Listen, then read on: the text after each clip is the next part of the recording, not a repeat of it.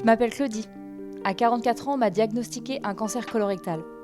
Dans ce podcast, je raconte sans tabou ma lutte contre ce crabe qui a bousculé ma vie. Épisode 5, avant la chimio.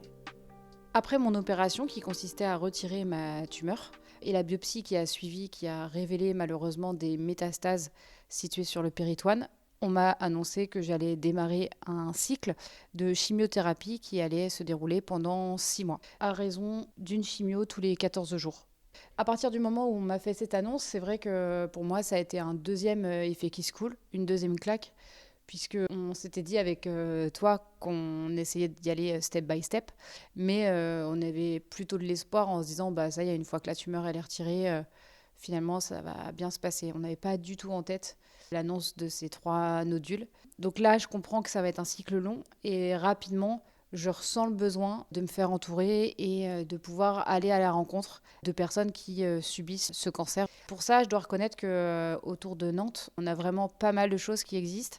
La première, c'est l'association Ma Parenthèse, qui est basée à Basse-Goulaine et maintenant à Savenay, permet à toutes les femmes atteintes de cancer, moyennant une adhésion, de pouvoir se rencontrer autour de différents ateliers, qui soient autour des effets de la chimiothérapie, que ça soit autour de sport, l'intimité, le retour au travail, enfin tout ce qui constitue finalement l'entourage, on va dire, du cancer ou la vie avec son cancer.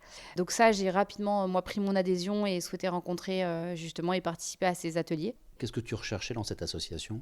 D'abord, pouvoir rencontrer des femmes qui vivaient la même chose, les mêmes symptômes, même si alors il y a énormément de femmes touchées par le cancer du sein. D'ailleurs, j'ai pas rencontré encore de femmes ayant un cancer du côlon comme moi, mais malgré tout, entre malades, j'ai envie de dire, on se soutient et on se comprend par rapport à ce qu'on peut ressentir à travers les traitements qu'on subit. Mais je dois dire que j'avais envie qu'il y ait un juste milieu entre ces moments-là et les moments aussi que je continue de vivre en déjeunant avec mes collègues, en voyant mes amis. En fait, j'avais un peu ce besoin-là, d'un côté de partager des moments forts avec des gens atteints du cancer comme moi, et à côté de ça aussi les moments de vie classiques avec celles et ceux que j'aime. Quel atelier en particulier t'as apprécié dans cette association ? Pour le moment, j'ai simplement commencé l'atelier crossboxing avec l'association. Et je dois dire que c'est exactement ce qu'il me fallait. Pouvoir me dépenser pendant 45 minutes à 1 heure. Me dépenser en tout cas et un peu crier ma colère peut-être contre cette maladie. J'ai vraiment pris plaisir et je pense que dès que je vais pouvoir y retourner, j'y retournerai. Faire mes omoplates, on va les resserrer, tu vois, derrière. Costaud celui-là. C'est Costaud.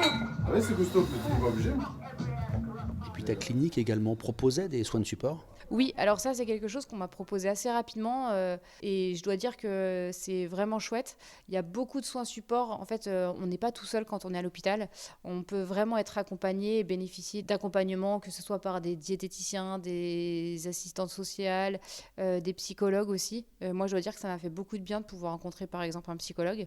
Et puis, il y a également des sports adaptés qui sont proposés, comme du yoga, enfin plein de sports. Il y a également des ateliers, là encore. J'en ai testé un qui était de la sonothérapie ou de la musicothérapie, je ne sais plus. Toujours est-il que je me suis rendu compte que, en tout cas pour ce qui me concernait, c'était plutôt le crossboxing qui me correspondait mieux, plutôt que une espèce de sophrologie avec de la musique et des bols tibétains. Donc c'est vraiment propre à chacun, en tout cas pour ma part. Tout ce qui est méditation et sophrologie, c'est vraiment pas pour moi. J'ai vraiment besoin de me défouler.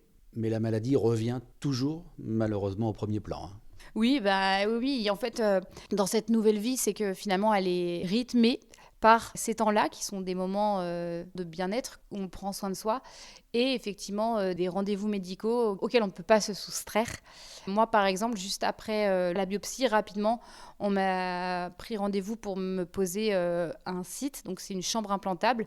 C'est quelque chose qu'on met sous la peau au niveau de la clavicule qui va permettre aux soignants ensuite de faire les perfusions de chimiothérapie à un seul et même endroit plutôt que de piquer au niveau du bras où, au fur et à mesure, la veine risque de se détériorer. Donc, on m'a posé rapidement ce site. Il faut savoir savoir que c'est quelque chose qui se fait très bien en ambulatoire. Vous arrivez le matin, il y a une petite opération et puis finalement, vous êtes juste gazé. C'est pas une anesthésie générale, c'est une espèce d'anesthésie locale. Finalement, vous êtes dans le gaz. Et puis après, vous ressortez une fois que voilà, vous avez récupéré. Et là, ça dure, je dirais, moi, ça a été, je pense, une petite semaine pour voilà, avoir quelques petites douleurs au moment où je mettais mon manteau ou ce genre-là, ça pouvait me tirer. Mais après ça, ça a rapidement disparu. Alors ça peut faire bizarre parce que c'est comme, il y a des gens des fois qui se mettent ça sous la peau, les gens tatoués ou autres, percés, qui peuvent se mettre ça pour faire joli. Nous, c'est pour les soins. En tout cas, ça nous rappelle toujours que justement, on a cette maladie, ou en tout cas, on combat cette maladie. C'est donc un petit boîtier qui fait quoi, 4-5 cm de côté, Même côté. pas 2-3 cm. C'est comme un petit bouton plat dans lequel les infirmières viendront piquer. D'ailleurs, on en reparlera plus tard, mais en fait, tout est fait aussi pour qu'on ne souffre jamais, qu'on ait le moins de douleur possible. Donc, par exemple, avant chaque chimio, sur cette chambre, il faut qu'on mette un patch qui sera un patch un peu anesthésiant. Et comme ça, quand elles viennent piquer, ça fait pas mal. Et ensuite, il y a la première rencontre avec le spécialiste du cancer, l'oncologue. Ça se passe comment ? J'ai déjà du mal à m'en souvenir. C'est un premier rendez-vous finalement qui va rappeler tout ce qu'on a déjà entendu précédemment dans l'ensemble des entretiens. Il est beaucoup plus long celui-ci parce que l'idée c'est vraiment d'expliquer comment ça va se dérouler, notamment pendant la chimiothérapie, où là l'oncologue va dire quelle est la chimiothérapie qui va être choisie pour mon cancer. Donc c'est quelqu'un qui est comme un chirurgien, je dirais beaucoup dans la technique, qui est là pour vous annoncer la maladie que vous avez, comment elle a été décelée, comment elle va être soignée à travers la chimiothérapie. Elle vous repose toujours les mêmes questions, c'est-à-dire les symptômes que vous aviez au départ, est-ce que vous aviez des parents, des grands-parents touchés par la maladie. Et puis, moi, les rendez-vous médicaux, je pense qu'au bout de 4 ou 5 minutes, heureusement qu'on est deux, parce que souvent, j'ai l'impression d'avoir mon cerveau qui déconnecte un peu. En fait, tout ça, c'est du charabia pour moi, donc je me laisse un peu guider finalement et je leur fais totalement confiance quand ils me disent que... En fait, je comprends juste que ma maladie est finalement grave quand même si je me dis toujours qu'elle n'est pas si grave que ça, mais je comprends quand même qu'elle a, par exemple, choisi d'appeler aussi l'Institut de cancérologie de l'Ouest, parce qu'elle souhaite, au-delà de l'opération qu'il y a eu et de la chimiothérapie, aller plus loin et me faire des examens complémentaires, à savoir repasser une caméra en célioscopie pour aller voir principalement au niveau de mon abdomen, de mon péritoine, s'il n'y a pas des choses finalement que les TEP scans et les scanners ne voient pas, puisque souvent elle dit que c'est très bien que ces examens-là ne révèlent rien, mais on n'est pas à l'abri quand même qu'il y ait des choses microscopiques qui ne soient pas visibles finalement à l'œil nu, mais que l'Institut de cancérologie de l'Ouest et notamment des spécialistes dans le domaine, eux peuvent aller voir ça. Donc rapidement, j'ai compris qu'elle souhaitait qu'on fasse ça. Elle m'a également parlé des ovaires. Elle m'a expliqué qu'on risquait aussi de m'enlever par prévention les ovaires. Là aussi, elle me prévient que je vais encore subir quelques opérations en prévention. Elle répond à toutes tes questions, elle prend le temps. Alors, c'est quelqu'un qui est très occupé, qui reçoit beaucoup de coups de fil. Pendant la consultation. Pendant la consultation. Oui, j'entends qu'elle prend notamment 2 coups de fil, dont un où je comprends que la patiente a un certain âge, qu'elle a un cancer et qu'elle va vivre ses derniers jours.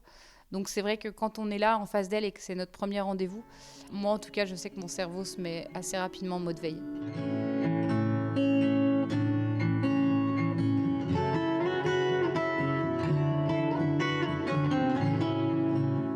Moi, par contre, j'ai besoin d'avoir des réponses à des questions, et notamment lorsqu'elle parle de l'Institut de cancérologie de l'Ouest, je n'ai pas trop compris le pourquoi du comment. Et donc, je lui demande de répéter, et là, elle me dit, avec ce ton-là et avec ces mots-là, « Monsieur, écoutez bien, je ne répéterai pas, j'ai d'autres patients après vous. » Ça a fait drôle quand même. Hein. Ah oui, non, mais c'est clair. On comprend qu'effectivement, c'est des personnes qui sont vraiment très occupées. Et encore une fois, je leur en veux absolument pas parce qu'ils font vraiment un travail que je pourrais pas faire, s'occuper de gens malades toute la journée. Donc, je peux les comprendre, mais je pense que quand on est en face, en tout cas, c'est toujours très difficile parce que nous, on est unique en fait et on a notre maladie. Et puis on a beaucoup d'informations en même temps, c'est ça aussi. Mais c'est ça, moi, c'est pour ça que heureusement qu'on est deux. C'est le conseil que je pourrais donner, c'est surtout quand vous allez à des rendez-vous comme ça, n'y allez pas seul. Vraiment, parce que déjà, vous pouvez apprendre des choses qui peuvent vous déstabiliser et puis on est abreuvé d'infos. Après, quand on sort du rendez-vous, on va avec la secrétaire qui va nous mettre les premiers rendez-vous de chimio, etc. Donc il y a énormément de choses à retenir et je dirais que moi-même qui est un petit poisson rouge, je me dis mais des personnes alors que j'ai que 45 ans, je me dis des personnes d'un certain âge, ça doit être très compliqué pour elles. Tu es sortie de ce rendez-vous plutôt réconfortée, plus inquiète. Comment tu ressentais les choses?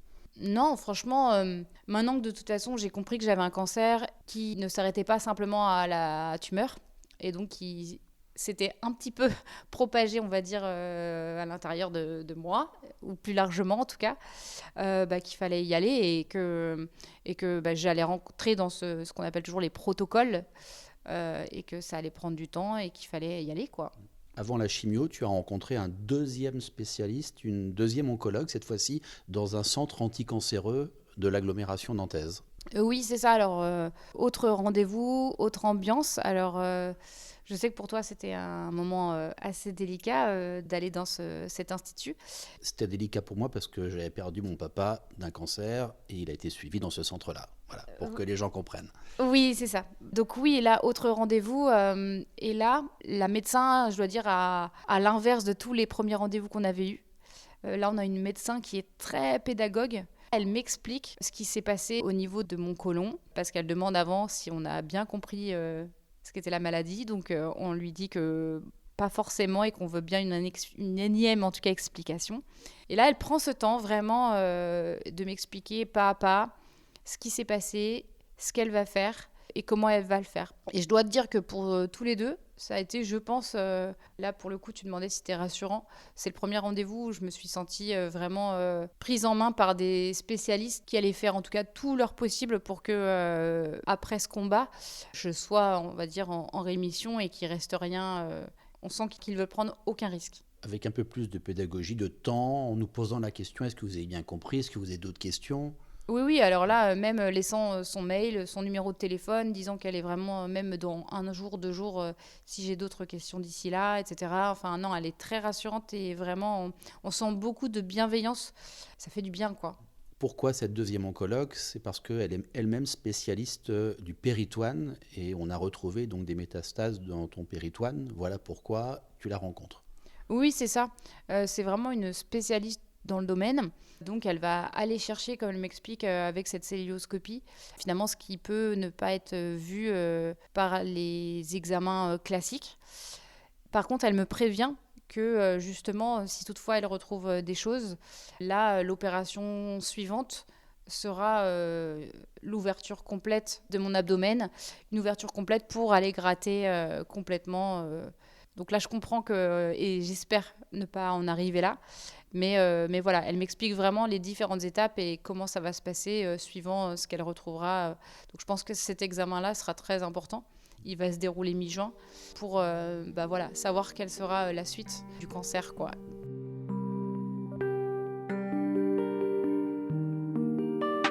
Dans le prochain épisode, l'épisode 6, ma première chimio.